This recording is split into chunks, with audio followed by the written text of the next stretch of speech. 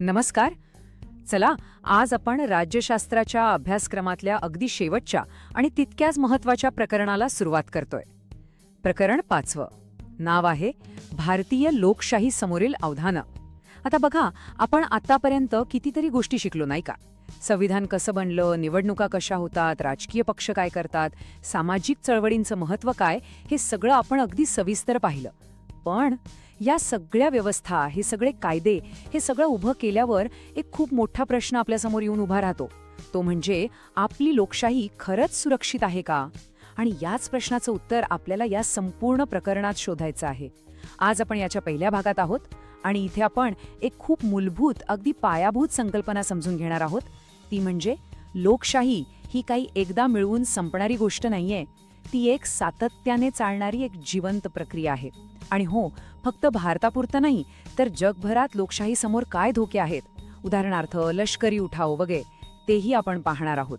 कारण आपल्या देशातल्या समस्यांबद्दल बोलायच्या आधी, म्हणजे नक्षलवाद किंवा भ्रष्टाचार यावर बोलायच्या आधी, हा एक जागतिक आणि तात्विक बेस तयार करणं खूप गरजेचं आहे. तर मग सुरुवात करूया. तर आजच्या आपल्या चर्चेचा रोडमॅप कसा असेल? सगळ्यात आधी आपण समजून घेऊ की लोकशाही एक जिवंत प्रक्रिया आहे. याचा नेमका अर्थ काय होतो. त्यानंतर आपण जगभरात लोकशाहीला कोणत्या आव्हानांना तोंड द्यावं लागतंय ते पाहू. मग आपण भारताच्या अंतर्गत धोक्यांची एक ओळख करून घेऊ आणि शेवटी या सगळ्या चर्चेतून आपण काय शिकलो याचा एक छोटासा सारांश घेऊ. चला तर मग आपल्या पहिल्या आणि सगळ्यात महत्त्वाच्या मुद्द्याकडे वळूया. लोकशाही ही एक जिवंत प्रक्रिया आहे. आता हे वाक्य ऐकायला थोडं वेगळं वाटेल, बरोबर? पण याचा अर्थ खूप खोल आहे. याचा सरळ सरळ अर्थ असा होतो की स्वातंत्र्य मिळालं, आपण आपलं संविधान लिहिलं, निवडणुका सुरू झाल्या म्हणजे आपल्या लोकशाहीचं काम संपलं, असं अजिबात नाहीये. खरं तर तिथून कामाची खरी सुरुवात होते. लोकशाही ही काही एकदा मिळून कपाटात बंद करून ठेवण्यासारखी वस्तू नाही. ती एक अशी व्यवस्था आहे जिला जिवंत ठेवण्यासाठी, तिला वाढवण्यासाठी आपल्याला रोज प्रयत्न करावे लागतात. आपल्या पाठ्यपुस्तकात याची एक खूप छान व्याख्या दिली आहे. लोकशाही म्हणजे एक सातत्यपूर्ण जिवंत प्रक्रिया. यातले तिन्ही शब्द महत्त्वाचे आहेत. सातत्यपूर्ण म्हणजे कंटिन्युअस, न थांबणारी. जिवंत म्हणजे लिव्हिंग, सतत बदलणारी. आणि प्रक्रिया म्हणजे प्रोसेस, एक प्रवास. याचा अर्थ लोकशाही हे काही स्टेशन नाहीये जिथे आपल्याला पोचायचंय, तर ती एक रेल्वे गाडी आहे जिचा प्रवास सतत सुरू राहतो. आणि या गाडीला व्यवस्थित चालवत ठेवण्यासाठी प्रवाशांकडून, म्हणजेच आपल्यासारख्या नागरिकांकडून सतत, सतर्क आणि जाणीवपूर्वक प्रयत्नांची गरज असते. सतत म्हणजे रोज, सतर्क म्हणजे डोळे उघडे ठेवून, आणि जाणीवपूर्वक म्हणजे विचारपूर्वक. हे 3 शब्द लोकशाहीचा आत्मा आहेत असं म्हटलं तरी चालेल. हीच गोष्ट अजून सोपी करून समजून घेऊया. समजा लोकशाही म्हणजे एक नाजूक रोपटं आहे. आपण ते मोठ्या हौसेनं आणून आपल्या अंगणात लावलं. पण फक्त लावून झालं का? नाही. त्या रोपाला जगवण्यासाठी आपल्याला रोज त्याला पाणी घालावं लागेल, त्याला खत द्यावं लागेल, ऊन, वारा, पाऊस यांपासून त्याचं रक्षण करावं लागेल. अगदी तसंच लोकशाहीचं आहे. नागरिकांची जागरूकता, त्यांचा सहभाग, त्यांचं सरकारवर लक्ष ठेवणं, हेच त्या लोकशाहीच्या रोपट्यासाठी पाणी आणि खत आहे. जर आपण नागरिक म्हणून उदासीन झालो, दुर्लक्ष केलं, तर लोकशाहीचं हे रोप हळूहळू कोमेजायला लागेल आणि एक दिवस ही संपूर्ण व्यवस्था कोसळून पडेल. म्हणूनच नागरिकांची भूमिका इतकी महत्त्वाची आहे. बरं, लोकशाहीचं हे तात्विक स्वरूप, तिचं हे रोपट्यासारखं असणं आपण समजून घेतलं. आता जरा वास्तवात येऊया.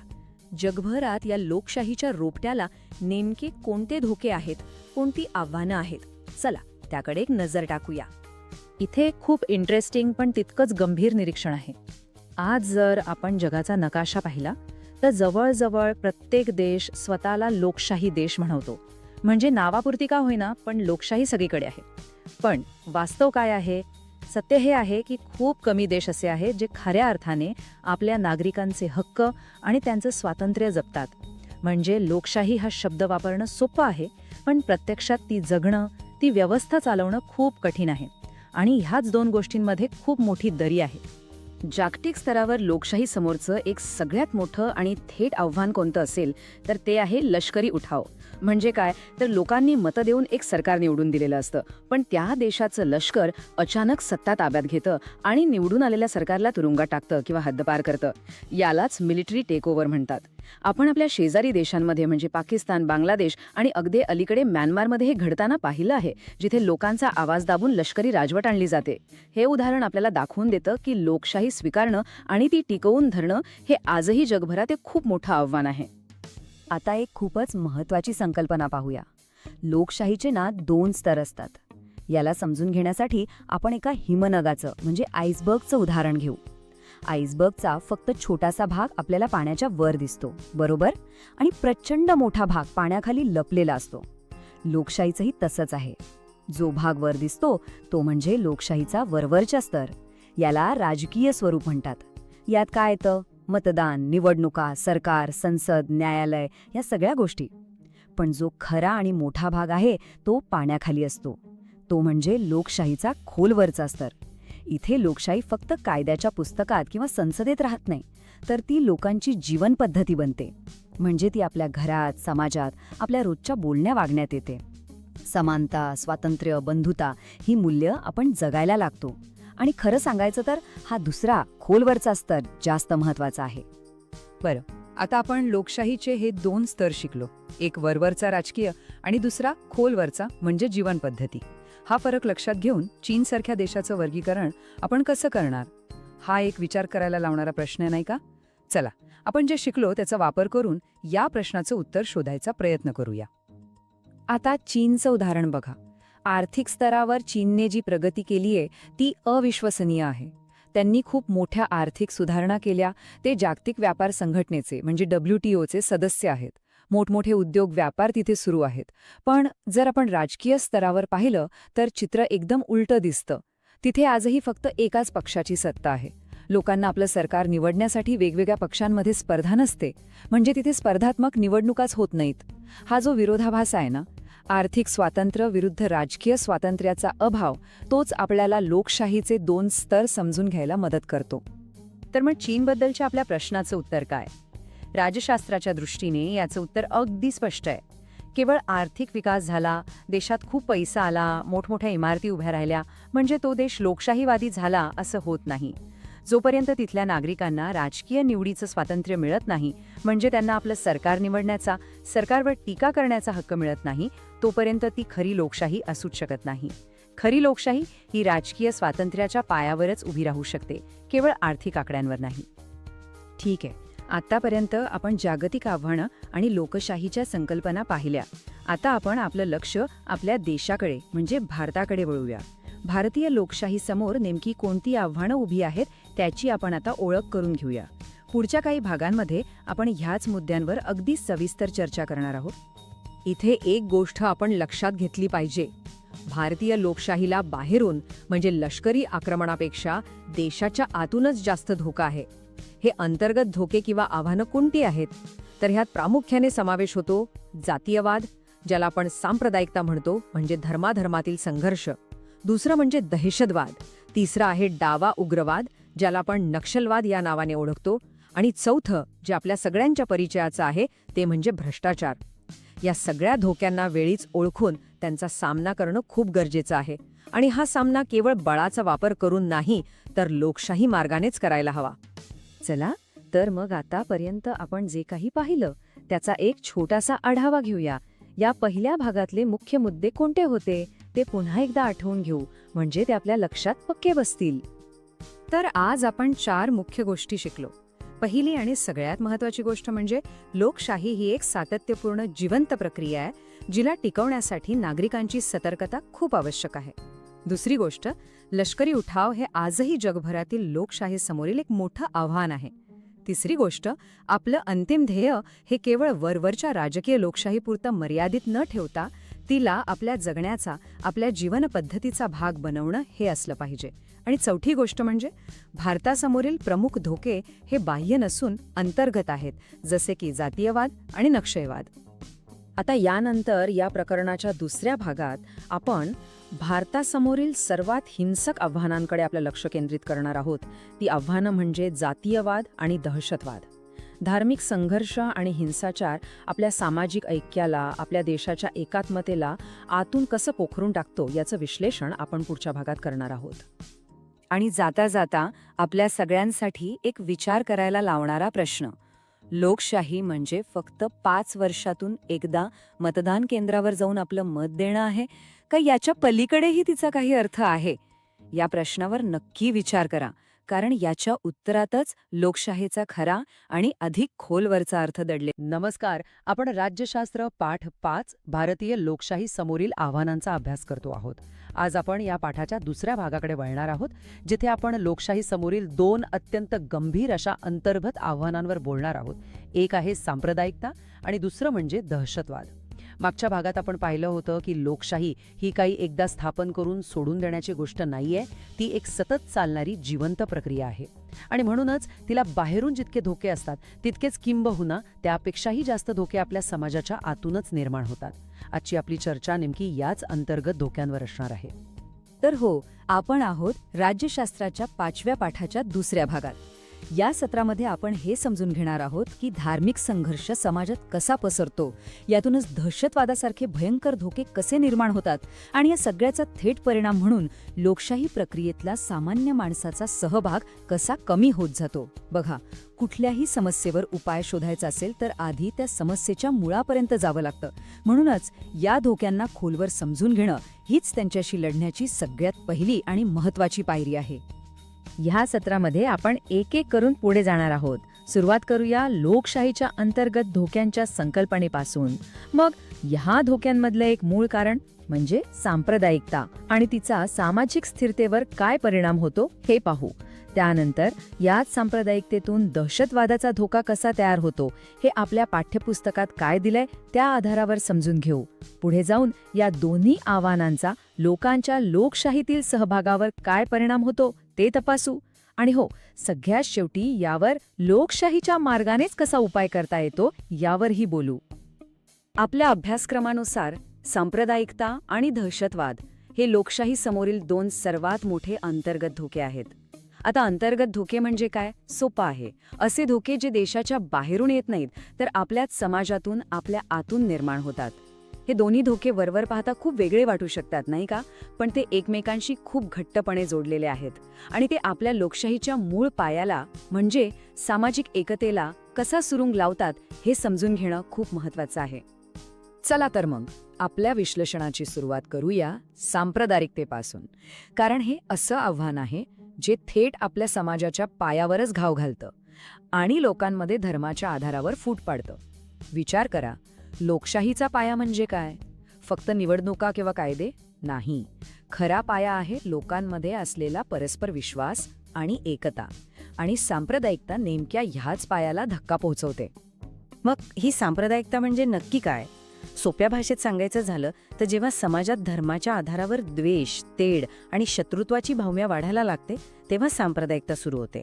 म्हणजे जेव्हा लोक स्वतःच्या धर्माला श्रेष्ठ आणि इतरांच्या धर्माला कमी लेखायला लागतात किंवा इतरांच्या धर्माबद्दल मनात भीती आणि अविश्वास ठेवायला लागतात, तेव्हा समाजातली शांतता आणि विश्वास धोक्यात येतो.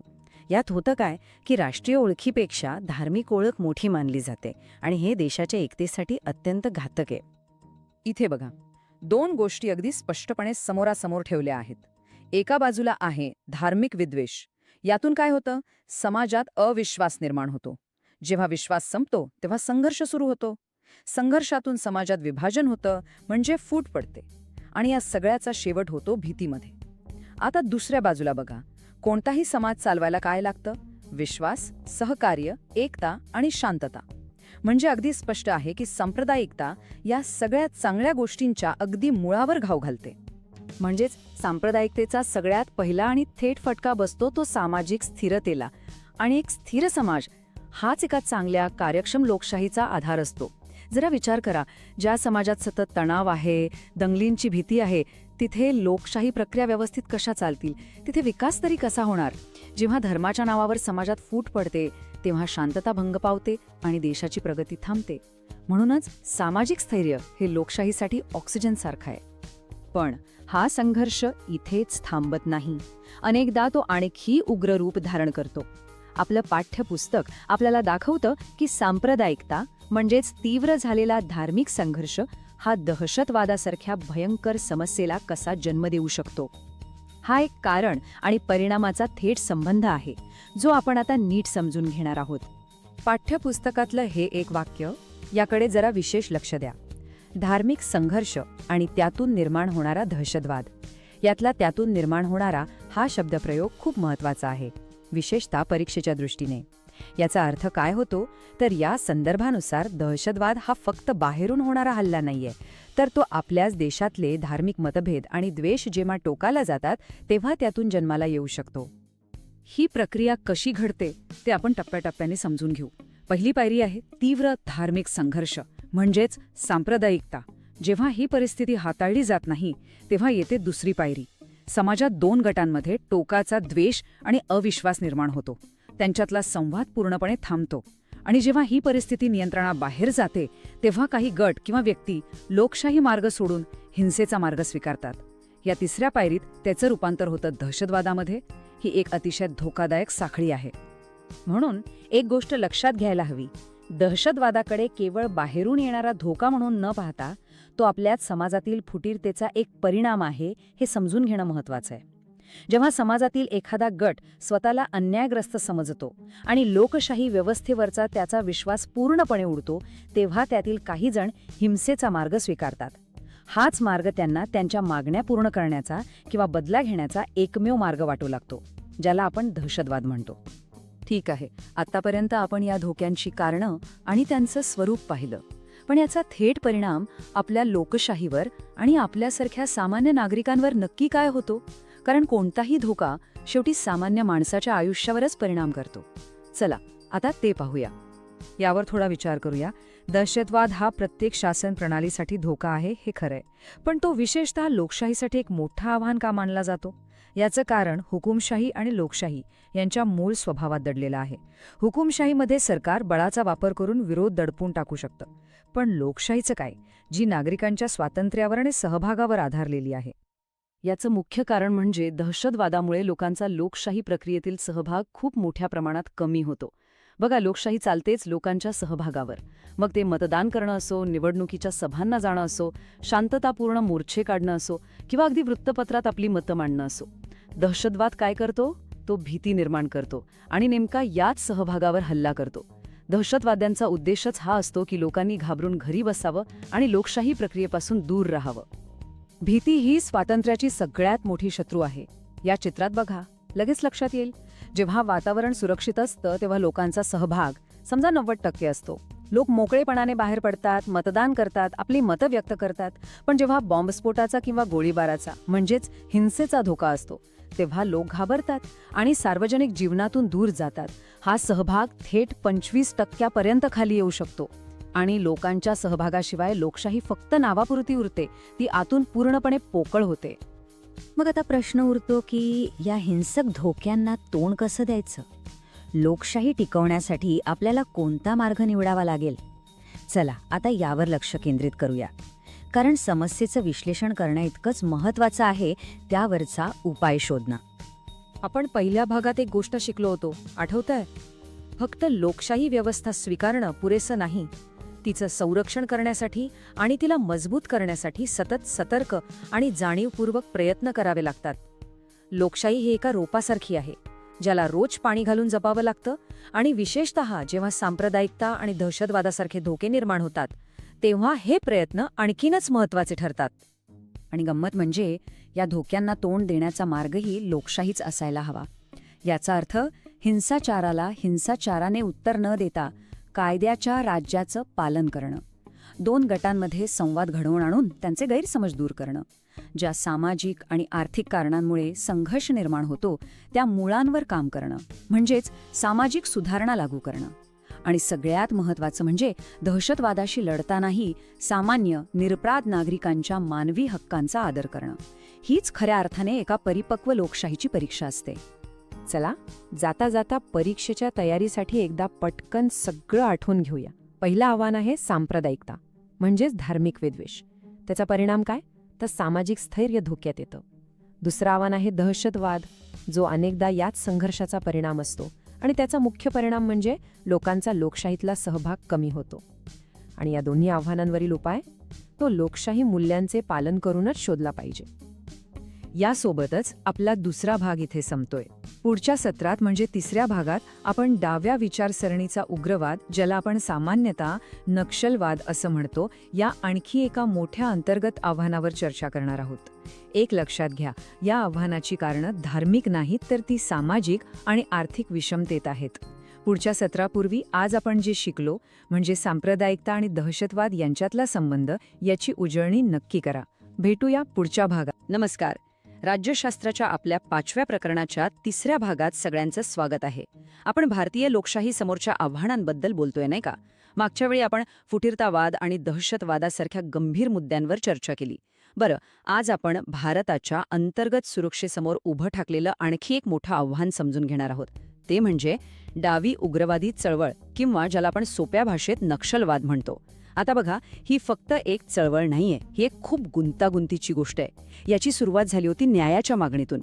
विचार करा, जी चळवळ जमिनी नसलेल्या शेतकऱ्यांसाठी आणि आदिवासींच्या हक्कांसाठी सुरू झाली, तीच पुढे जाऊन आपल्याच देशाविरुद्ध एक हिंसक संघर्ष कशी बनली असेल? नेमकं काय घडलं असेल? चला तर मग हा सगळा प्रवास आपण अगदी सुरुवातीपासून समजून घेऊया. आज आपण काय काय पाहणार आहोत ते थोडक्यात बघूया. सगळ्यात आधी आपण ओळख करून घेऊ की ही डावी उग्रवादी चळवळ म्हणजे नक्षलवाद आहे तरी काय. मग आपण थेट मुळाशी जाऊ, म्हणजे या चळवळीचा जन्म एका सामाजिक चळवळीतून कसा झाला ते पाहू. त्यानंतर शांततेचा मार्ग सोडून ही चळवळ हिंसेकडे कशी वळली, त्या बदलाचा अभ्यास करू. मग आजच्या काळात नक्षलवादी नक्की काय डावपेच वापरतात आणि त्यांची उद्दिष्टे काय आहेत हे समजून घेऊ. आणि शेवटी सगळ्यात महत्त्वाचं की ही चळवळ आपल्या लोकशाहीसाठी एक आवाहन का आहे, यावर आपण सविस्तर बोलू. चला तर मग अगदी बेसिकपासून सुरू करूया. नक्षलवाद म्हणजे काय आणि आपल्या देशाच्या अंतर्गत सुरक्षेसाठी तो इतका मोठा धोका का मानला जातो, हे नीट समजल्याशिवाय भारतीय लोकशाही समोरच्या आव्हानांची पूर्ण कल्पना आपल्याला येणार नाहीये. हा विषय फक्त एका गटापुरता नाहीये, तर त्याचा थेट संबंध देशाच्या सार्वभौमत्वाशी आणि कायद्याच्या राज्याशी आहे. तर मग नक्षलवाद म्हणजे नेमकं काय? सोप्या भाषेत सांगायचं तर ही डाव्या विचारसरणीवर आधारित एक उग्रवादी चळवळ आहे. गंमत म्हणजे तिची सुरुवात खूप चांगल्या हेतूने झाली होती. ज्यांच्याकडे जमीन नाही असे शेतकरी आणि आदिवासी यांच्यावर होणाऱ्या अन्यायाविरोधात लढण्यासाठी ही चळवळ सुरू झाली होती. पण जसा काळ पुढे गेला तसतसं या चळवळीने खूप हिंसक आणि क्रूर मार्ग निवडले आणि आज परिस्थिती अशी आहे की ही चळवळ थेट आपल्याच सरकारविरुद्ध, देशाविरुद्ध एक सशस्त्र बंडखोरी बनली आहे. हा जो प्रवास आहे ना, न्यायाच्या लढ्यापासून ते देशाविरुद्धच्या युद्धात झालेलं रूपांतर, हीच या समस्येची खरी ओळख आहे आणि याच प्रवासाचा आपल्याला आज अभ्यास करायचा आहे. एक गोष्ट लक्षात घ्या, हा विषय समजून घेणं खूप गरजेचं आहे. फक्त परीक्षेसाठी नाही, जिथे संकल्पना स्पष्ट करा किंवा चूक की बरोबर ते सकारण सांगा असे प्रश्न हमखास येतात, त्याही पलीकडे एक जबाबदार नागरिक म्हणून आपल्या देशातले हे गुंतागुंतीचे प्रश्न समजून घेण्यासाठी हे महत्त्वाचे आहे. कारण नक्षलवादाची ही कहाणी समजून घेणं म्हणजे खरं तर आधुनिक भारतातल्या अनेक सामाजिक समस्यांच्या मुळापर्यंत जाण्यासारखंच आहे. चला, आता आपण या चळवळीच्या अगदी मुळाशी जाऊया. म्हणजे ही सुरू कुठून झाली? कोणतीही चळवळ अशी अचानक एका दिवसात उभी राहत नाही. तिच्यामागे एक सामाजिक, आर्थिक, ऐतिहासिक कारणं असतात.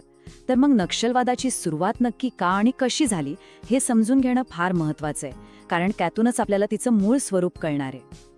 आपल्या पाठ्यपुस्तकातलं हे एक वाक्य खूप महत्त्वाचं आहे. काय म्हणताय ते? नक्षलवादी चळवळीची सुरुवात अन्याय दूर करण्यासाठी झाली. याचा अर्थ अगदी स्पष्ट आहे. नक्षलवाद हा काही दहशतवादी कृत्य म्हणून जन्माला आलेला नाही. त्याच्या मुळाशी शोषण आणि विषमतेची खरीखुरी सामाजिक दुखणी होती. विचार करा, जमीनदारी पद्धत, सावकारांकडून होणारी पिळवणूक, आदिवासींना त्यांच्याच जमिनीतून, त्यांच्याच जंगलातून बाहेर काढणं, यांसारख्या गंभीर अन्यायाला वाचा फोडण्यासाठी या चळवळीचा जन्म झाला होता. मग सुरुवातीला या चळवळीचं मुख्य ध्येय काय होतं? तर ज्या शेतकऱ्यांकडे स्वतःची जमीन नाही, त्यांना त्यांचे हक्क मिळवून देणं. जे आदिवासी पूर्णपणे जंगल आणि जमिनीवर अवलंबून होते, त्यांचं शोषण थांबवणं.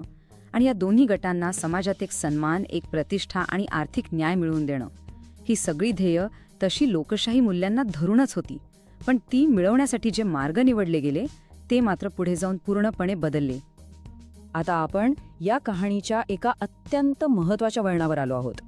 ज्या चळवळीची सुरुवात न्यायासाठी झाली होती, तिने लोकशाहीचे मार्ग सोडून हिंसेचा मार्ग का स्वीकारला? हे कसं घडलं? हा बदल काही एका रात्रीत झालेला नाहीये. यामागे अनेक कारणं आहेत. आणि हेच परिवर्तन समजून घेणं हा या विषयाच्या अभ्यासातला सर्वात महत्त्वाचा भाग आहे. बघा, जे न्यायासाठी सुरू झालं होतं ते आज एक हिंसक संघर्ष बनला आहे. हाच तो मूलभूत बदल आहे ज्यामुळे नक्षलवाद आपल्या देशासाठी एक खूप मोठी समस्या बनला आहे. लोकशाही मार्गानं नाकारून बंदुकीच्या जोरावर सशस्त्र बंडखोरीचा मार्ग स्वीकारल्यामुळे देशातल्या अनेक भागांमधली शांतता आणि स्थिरता पूर्णपणे धोक्यात आली. आणि खरं तर इथूनच या चळवळीने लोकांची सहानुभूती गमवायला सुरुवात केली. ही टाईमलाईन बघा, यावरून हा सगळा बदल आपल्याला अजून स्पष्टपणे समजेल. पहिल्या टप्प्यात काय होतं? ही एक सामाजिक चळवळ होती जी स्थानिक पातळीवर अन्यायाविरुद्ध लढत होती. मग आला दुसरा टप्पा. जेव्हा लोकशाही मार्गांनी न्याय मिळत नाहीये असं वाटू लागलं तेव्हा या चळवळीचं मूलगामीकरण झालं. म्हणजे माओवादी विचारसरणीचा प्रभाव वाढला आणि शस्त्र संघर्षाचा म्हणजे शस्त्र उचलण्याचा मार्ग स्वीकारला गेला. आणि आज आपण आहोत तिसऱ्या टप्प्यात, जिथे ही एक आधुनिक बंडखोरी बनली आहे जी थेट पोलीस, जवान आणि सरकारी मालमत्तेवर हल्ले करून देशाच्या अस्तित्वालाच आव्हान देत आहे. ही तुलना आता या चळवळीच्या प्रवासाचं अगदी सार सांगते. एका बाजूला बघा सुरुवातीची उद्दिष्टे, शेतकऱ्यांच्या समस्या सोडवणे, आदिवासींचं कल्याण करणं. आणि दुसऱ्या बाजूला बघा आजची उद्दिष्टे, हिंसक मार्गाने सरकारशी संघर्ष करणं आणि सरकारी यंत्रणेवर हल्ले करणं. यातून एकदम स्पष्ट दिसतंय की या चळवळीने आपली मूळ सामाजिक उद्दिष्टे कुठे सोडून दिली आहेत. आणि हाच या चळवळीचा सर्वात मोठा आणि दुःखद विरोधाभास आहे. नक्षलवादी आजही सांगतायत की ते शेतकरी आणि आदिवासींसाठी लढतायत, पण खरं पाहिलं तर त्यांच्या समस्या आता खूप मागे पडल्या आहेत. या लोकांचं खरं कल्याण हा आता त्यांचा मुख्य उद्देश राहिलेलाच नाही. त्याऐवजी फक्त संघर्ष चालू ठेवणं आणि सरकारशी युद्ध करणं यालाच जास्त महत्त्व दिलं जात आहे. म्हणजे ज्यांच्यासाठी हा लढा सुरू झाला होता तेच आज या संघर्षात भरडले जात आहेत. चला आता आपण चौथ्या भागाकडे वळूया. आजच्या काळात हे नक्षलवादी गट नक्की काम कसं करतात, त्यांची कार्यपद्धती काय आहे आणि त्यांची अंतिम उद्दिष्टे कोणती आहेत हे आता आपण जरा सविस्तरपणे पाहूया. नक्षलवादी गटांची कार्यपद्धती आपण या 3 सोप्या पायऱ्यांमध्ये समजू शकतो. पहिली पायरी म्हणजे ते सरकारी धोरणांना हिंसक मार्गाने विरोध करतात. म्हणजे समजा सरकार रस्ते बांधत असेल, शाळा उघडत असेल किंवा मोबाईल टावर उभारत असेल तर त्याला त्यांचा विरोध असतो. कारण त्यांना माहिती आहे विकास पोहोचला तर त्यांचा प्रभाव कमी होईल. दुसरी पायरी म्हणजे ते चर्चा किंवा कोर्ट कचेरी यावर विश्वास ठेवत नाहीत. ते थेट बळाचा वापर करतात म्हणजे हिंसा करतात. आणि तिसरी सगळ्यात धोकादायक पायरी म्हणजे ते पोलीस आणि निमलष्करी दलांवर हल्ले करतात. यातून ते सरकारचं अस्तित्वच नाकारण्याचा प्रयत्न करत असतात. या सगळ्या हिंसक डावपेचांमागे एक मोठं धोरणात्मक उद्दिष्ट आहे. ते म्हणजे अशी परिस्थिती निर्माण करणं जिथे सरकारचं नियंत्रणच राहणार नाही. एक प्रकारची पॉवर व्हॅक्यूम किंवा अधिकाराची पोकळी निर्माण करून ते तिथे स्वतःचं समांतर सरकार चालवण्याचा प्रयत्न करतात. जिथे ते लोकांकडून कर गोळा करतात, स्वतःचे न्यायालय चालवतात आणि स्वतःचे नियम लागू करतात. हा थेट आपल्या भारतीय संविधानाला आणि लोकशाहीला दिलेला नकार आहे. आता आपण आपल्या विश्लेषणाच्या शेवटच्या आणि खरं तर सर्वात महत्त्वाच्या भागाकडे आलो आहोत. आपण पाहिलं की नक्षलवाद कसा सुरू झाला, तो कसा बदलला आणि आज तो काय करतोय. पण या सगळ्याचा आपल्या देशाच्या लोकशाही तत्वांवर आणि प्रक्रियेवर काय परिणाम होतो हे समजून घेणं अत्यंत महत्त्वाचं आहे. तर मग मूळ प्रश्न हाच आहे की नक्षलवाद लोकशाही प्रक्रियेला नेमका कसा कमकुवत करतो. या प्रश्नाच्या उत्तरातच या संपूर्ण समस्येचं गांभीर्य दडलेलं आहे. चला याचं उत्तर शोधण्याचा प्रयत्न करूया. नक्षलवाद लोकशाहीला अनेक बाजूनी पोखरतो. सगळ्यात आधी तो लोकशाहीच्या पायालाच नकार देतो. म्हणजे संवाद, चर्चा आणि निवडणुका यालाच ते मानत नाहीत. त्याऐवजी ते बंदुकीच्या जोरावर निर्णय घेऊ पाहतात. ते निवडणुकांवर बहिष्कार टाकतात, लोकांना मतदान करण्यापासून धमकावून रोखतात.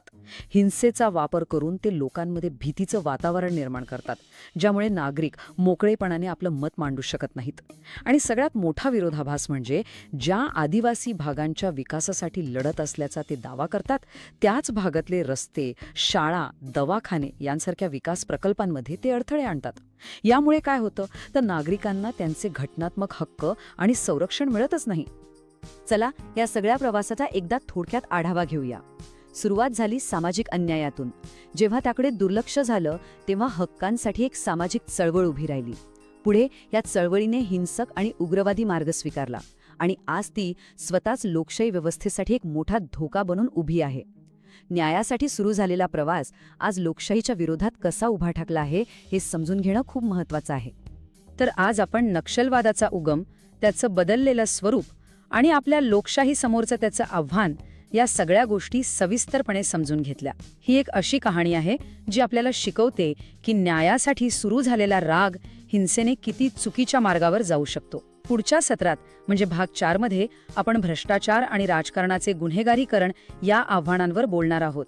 पण आजचा भाग संपवताना एक प्रश्न मनात नक्की राहतो की हिंसेचा मार्ग स्वीकारलेली एखादी चळवळ पुन्हा कधी आपल्या शांततापूर्ण मुळांकडे परत येऊ शकते का, यावर नक्की विचार करा. भेटूया पुढच्या भागात. नमस्कार. राज्यशास्त्र प्रकरण 5 भारतीय लोकशाही समोरील आव्हाने या आपल्या मालिकेच्या 4थ्या भागात आपलं स्वागत आहे.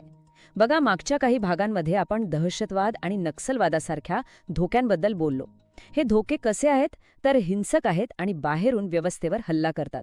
पण आज आपण अशा 2 अत्यंत गंभीर समस्यांवर बोलणार आहोत ज्या लोकशाहीला बाहेरून नाही तर आतून पोखरतात. आणि त्या समस्या आहेत भ्रष्टाचार आणि राजकारणाचे गुन्हेगारीकरण. नक्षलवादासारखे धोके हे सिस्टीमवर बाहेरून अटॅक करतात, पण ही 2 आव्हानं थेट आपल्या व्यवस्थेच्या पायालाच कमकुवत करतात.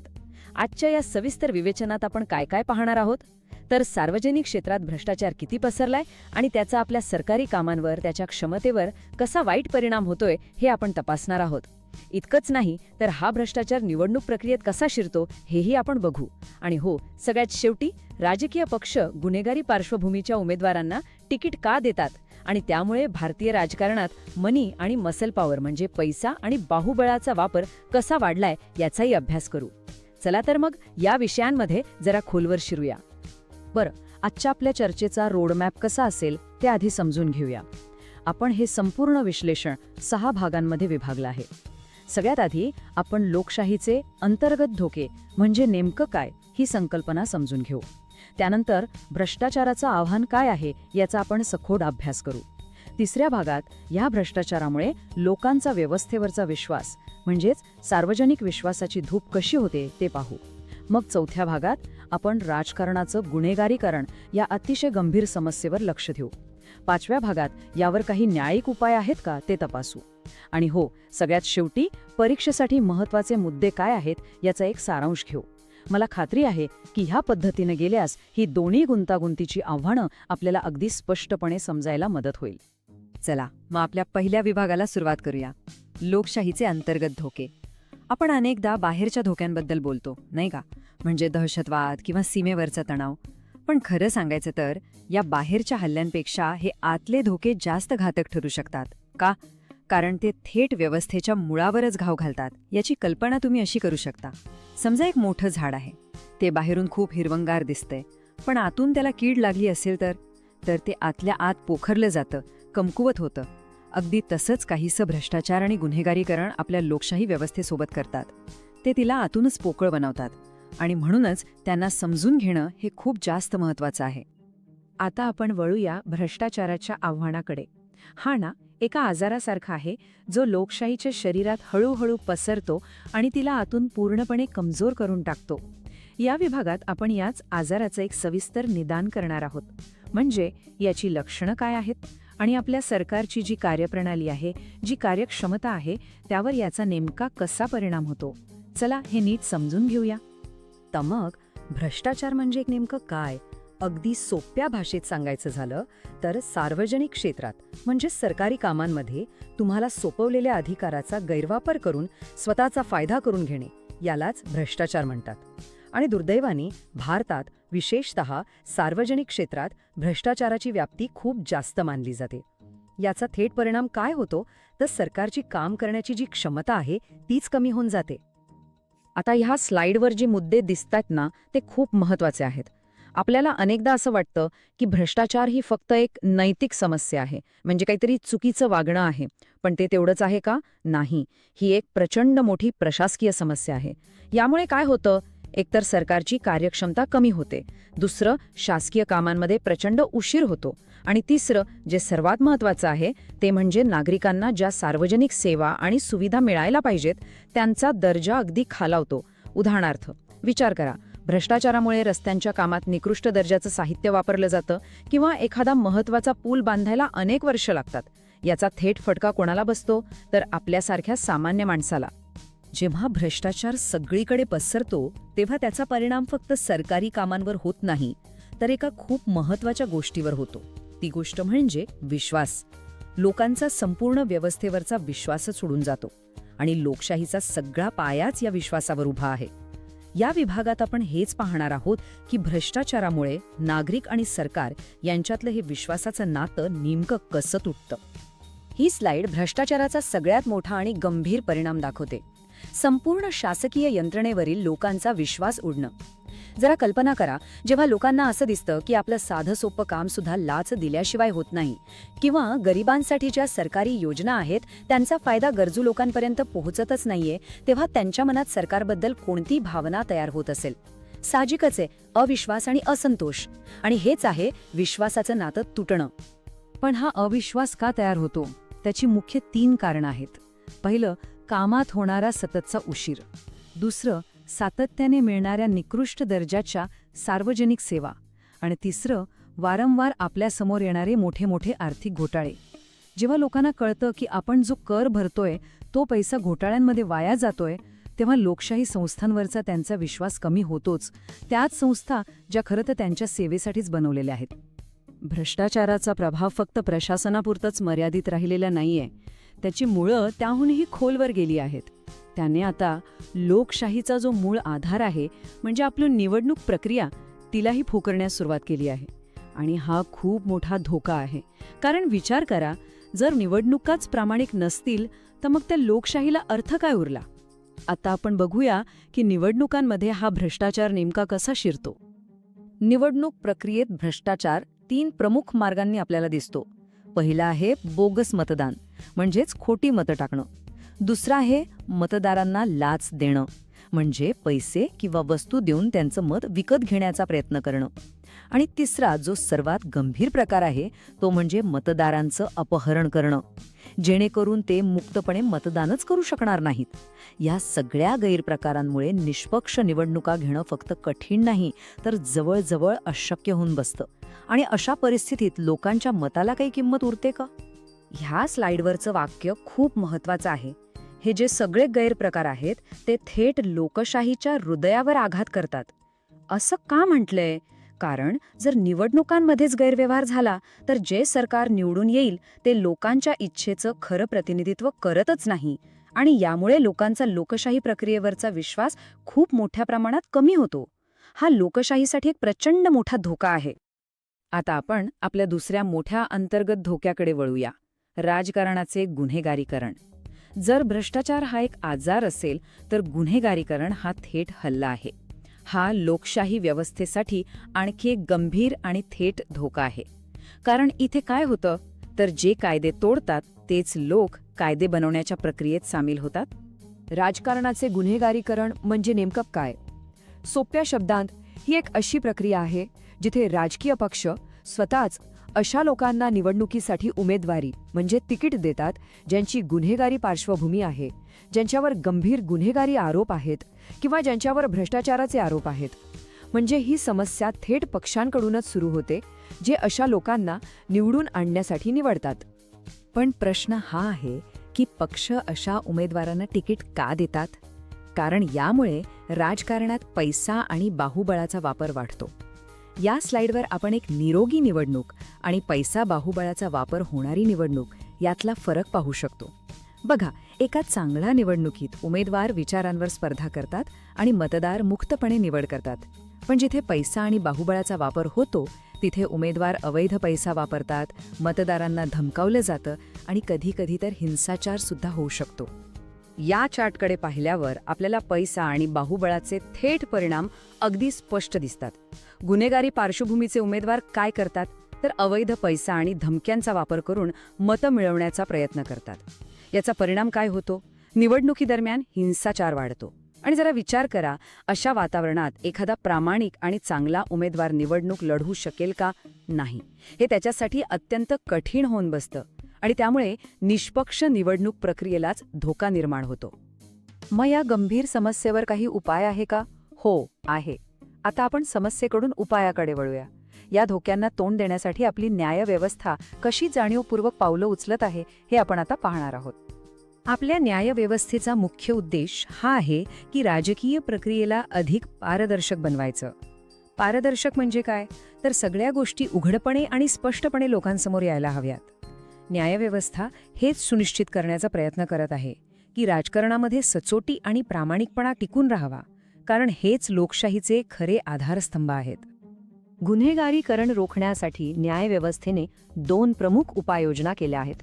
एक म्हणजे राजकारणात सामील असलेल्या गुन्हेगारांना कठोर शिक्षा देणं, आणि दुसरं म्हणजे काही विशिष्ट परिस्थितीत गुन्हेगारांना राजकीय प्रक्रियेत भाग घेण्यापासूनच प्रतिबंधित करणं. न्यायव्यवस्थेची ही जी सक्रियता आहे ती राजकीय वर्गावर एक आवश्यक नियंत्रण ठेवते आणि त्यांना मनमानी करण्यापासून रोखते. चला, आता ह्या संपूर्ण विवेचनाचा शेवट करूया आणि परीक्षेच्या तयारीसाठी काही महत्त्वाचे मुद्दे पुन्हा एकदा नजरेखालून घालूया. या विभागात आपण भ्रष्टाचार आणि राजकारणाचे गुन्हेगारीकरण यावरचे जे मुख्य निष्कर्ष आहेत ते सारांश रूपात मांडणार आहोत. या तक्त्यामध्ये आपण आज चर्चा केलेले सर्व मुद्दे एकदम स्पष्टपणे पाहू शकतो. एका बाजूला आहे भ्रष्टाचार, जो सार्वजनिक क्षेत्र आणि निवडणुकांवर परिणाम करतो. यामुळे काय होतं तर कार्यक्षमता कमी होते, आर्थिक घोटाळे होतात आणि बोगस मतदान व लाचखोरीसारखे गैरप्रकार वाढतात. आणि दुसऱ्या बाजूला आहे राजकारणाचे गुन्हेगारीकरण, जे राजकारण आणि निवडणुकांवर परिणाम करतं. इथे पक्ष गुन्हेगारांना तिकीट देतात, ज्यामुळे पैसा आणि बाहुबळाचा वापर वाढतो आणि हिंसाचार होतो. आणि या दोन्ही आव्हानांवर आपली न्यायव्यवस्था प्रतिबंध घालण्याचा प्रयत्न करत आहे. आणि आता सगळ्यात शेवटी एक विचार करायला लावणारा प्रश्न. ही आव्हानं आपल्या व्यवस्थेत इतकी खोलवर रुजलेली आहेत की फक्त न्यायालयीन कारवाई करून आपल्या लोकशाही व्यवस्थेचं आरोग्य पुन्हा चांगलं करणं शक्य आहे का? यावर नक्की विचार करा. कारण एक निरोगी लोकशाही टिकवण्याची जबाबदारी फक्त न्यायालयाची नाही. मग त्यासाठी नागरिक म्हणून आपली आणि इतर संस्थांची भूमिका काय असू शकते? हा एक खूप महत्त्वाचा. नमस्कार. राज्यशास्त्र प्रकरण 5च्या अगदी शेवटच्या टप्प्यात आलो आहोत आपण. आतापर्यंत आपण जातीयवाद, नक्षलवाद यांसारख्या मोठ्या थेट दिसणाऱ्या धोक्यांबद्दल बोललो, पण काही आव्हानं अशी असतात जी शांतपणे खोलवर आपल्या समाजात रुजलेली असतात. या 5व्या आणि अंतिम भागात आपण याच काही सामाजिक आव्हानांबद्दल बोलणार आहोत आणि त्याहूनही महत्त्वाचं म्हणजे लोकशाहीला यशस्वी करण्यासाठी नक्की काय करायला हवं या उपायावर लक्ष केंद्रित करणार आहोत. चला तर मग या महत्त्वाच्या प्रवासाचा शेवटचा टप्पा सुरू करूया. आज आपण काय काय बघणार आहोत त्यावर एक पटकन नजर टाकूया. आधी आपण काही सामाजिक आव्हानांना समजून घेऊ, त्यानंतर लोकशाहीला मजबूत करणाऱ्या उपायांचा सविस्तर अभ्यास करू, मग संपूर्ण प्रकरणाचा एक सारांश बघू आणि शेवटी परीक्षेच्या तयारीसाठी काही महत्त्वाच्या टिप्स मी तुम्हाला देणार आहे. चला तर मग सुरू करूया. ठीक आहे, तर सुरुवात करूया. आपण आतापर्यंत ज्या मोठ्या धोक्यांबद्दल बोललो त्या पलीकडे काही अशी आव्हानं आहेत जी वरवर दिसत नाहीत पण आतून व्यवस्थेला पोखरत असतात. हा भाग आपल्याला हीच आव्हानं ओळखायला आणि त्याहूनही महत्त्वाचं म्हणजे त्यावरचे उपाय शोधायला मदत करेल. आता बघा, कुठल्याही रोगावर इलाज करण्याआधी त्याचं निदान होणं खूप गरजेचं असतं, नाही का? तसंच आहे, उपायांवर चर्चा करण्याआधी मूळ समस्या काय आहे हे नीट समजून घेणं अत्यंत आवश्यक आहे. कारण जेव्हा आपण या सामाजिक आव्हानांना ओळखू आणि त्यावर मात करू तेव्हाच एका खऱ्या अर्थाने मजबूत लोकशाहीचा पाया रचला जाईल. तर मग विचार करा, राजकारणापलीकडे आपल्या समाजात असं नेमकं काय आहे जे आपल्या लोकशाहीच्या गाडीला पुढे जाऊ देत नाहीये? अशी कोणती आव्हानं आहेत जी सतत आपल्या प्रगतीच्या आड येत आहेत? चला, याच प्रश्नाचं उत्तर शोधूया. आपल्या पाठ्यपुस्तकात काही प्रमुख सामाजिक आव्हानांबद्दल सांगितलं आहे. पहिलं म्हणजे बेरोजगारी. ही फक्त एक आर्थिक समस्या नाहीये, तर यामुळे तरुणांमध्ये निराशा येते. दुसरं आहे संसाधनांचं असमान वाटप. म्हणजे शिक्षण, आरोग्य यांसारख्या मूलभूत गोष्टी सगळ्यांपर्यंत सारख्या प्रमाणात पोहोचत नाहीत. आणि यामुळेच तिसरा मुद्दा समोर येतो, श्रीमंत आणि गरीब यांच्यातली दरी वाढत जाते, ज्यामुळे समाजात एक प्रकारचा असंतोष निर्माण होतो. आणि चौथं म्हणजे जातीय समस्या, जी आजही आपल्या समाजाला विभागून ठेवते. महत्त्वाचा मुद्दा हा आहे की जोपर्यंत लोकांना सन्मानाने जगण्याचे हे मूलभूत अधिकार मिळत नाहीत, तोपर्यंत राजकीय लोकशाही ही खरी सामाजिक लोकशाही बनूच शकत नाही. हे बघा, ही दरी फक्त पैशांची नाहीये, ही आहे संधींची दरी. एका बाजूला संधींचा डोंगर आहे तर दुसऱ्या बाजूला जवळपास काहीच नाही. आणि ही वाढती दरी सामाजिक तणावाला जन्म देते, जी लोकशाहीच्या समानता आणि न्याय यांसारख्या मूलभूत मूल्यांसाठीच एक मोठं आव्हान आहे. ओके, तर आव्हानं तर आपण पाहिली, पण फक्त समस्यांबद्दल बोलून काय उपयोग? आपल्याला उपाय शोधायचे आहेत. चला मग आता एक एक करून बघूया की भारतीय लोकशाहीला मजबूत करण्यासाठी आपण नक्की काय करू शकतो. पहिला उपाय आहे बहुमत या शब्दाचा खरा अर्थ समजून घेणं.